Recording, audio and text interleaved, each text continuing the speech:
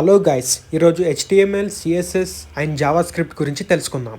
So first of all HTML అంటే hyper text markup language. So హెచ్టిఎంఎల్ని మనం ఎందుకు యూజ్ చేస్తామంటే మనం ఏమన్నా వెబ్ పేజెస్ని డెవలప్ చేద్దాం అనుకున్నా దాన్ని డిజైన్ చేయడానికి మెయిన్గా యూజ్ చేస్తాం. సో ఫర్ ఎగ్జాంపుల్ ఇప్పుడు మీరు ఒక అపార్ట్మెంట్ కట్టాలనుకుంటున్నారు.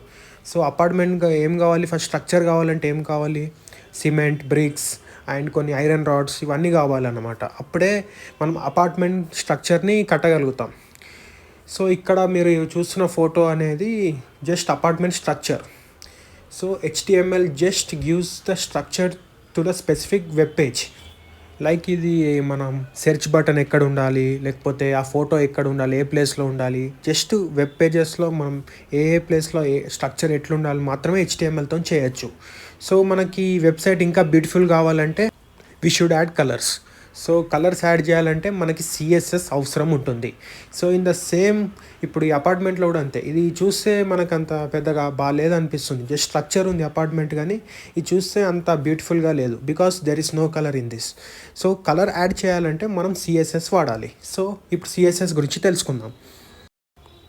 సిఎస్ఎస్ అంటే cascading styling sheets.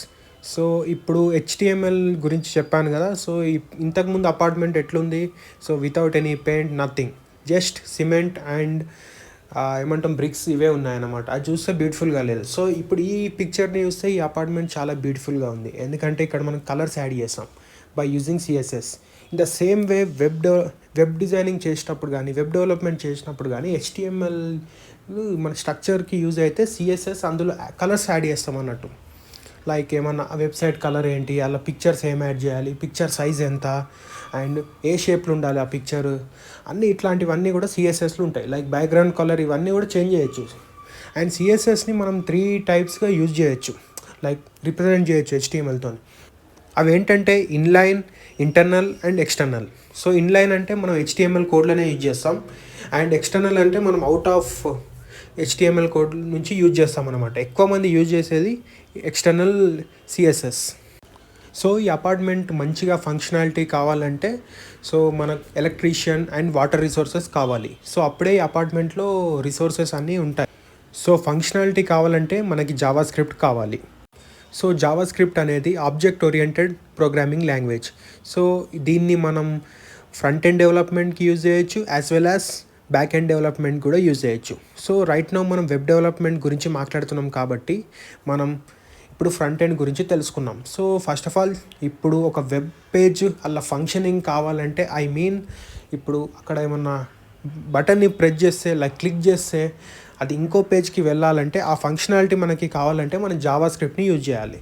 So Java script అనేది it's a programming language. So ఇది ఇక్కడ మనం కోడింగ్ నాలెడ్జ్ అనేది చాలా ఇంపార్టెంట్, ఎందుకంటే ఈ వెబ్ పేజ్ ఫంక్షనింగ్ కావాలంటే ఇది మస్ట్ అండ్ మ్యాండేటరీ ఇది.